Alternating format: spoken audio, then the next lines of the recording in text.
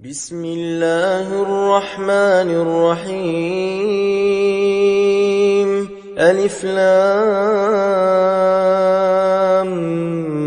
ميم را تلك آيات الكتاب والذي أنزل إليك من ربك الحق ولكن أكثر الناس لا يؤمنون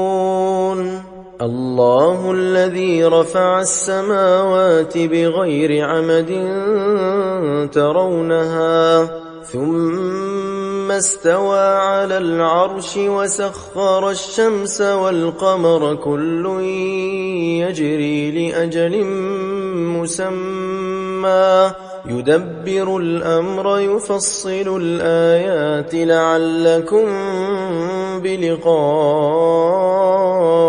ربكم توقنون وهو الذي مد الأرض وجعل فيها رواسي وأنهارا ومن كل الثمرات جعل فيها زوجين اثنين يغشي الليل النهار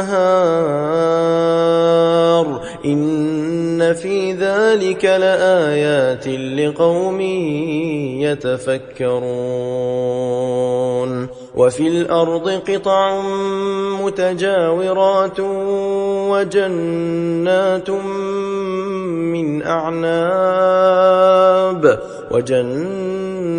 من أعناب وزرع ونخيل صنوان وغير صنوان يسقى بماء واحد ونفضل بعضها على بعض في الأكل إن في ذلك لآيات لقوم يعقلون وإن تعجب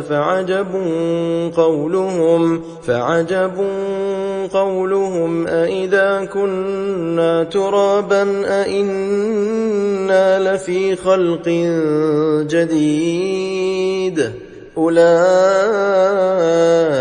الذين كفروا بربهم وأولئك الأغلال في أعناقهم وأولئك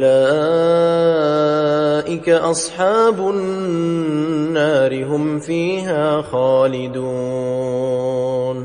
ويستعجلونك بالسيئة قبل الحسنة وقد خلت من قبلهم المثلات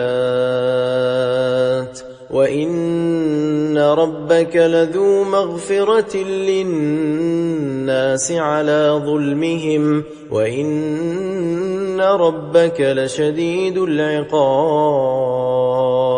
ويقول الذين كفروا لولا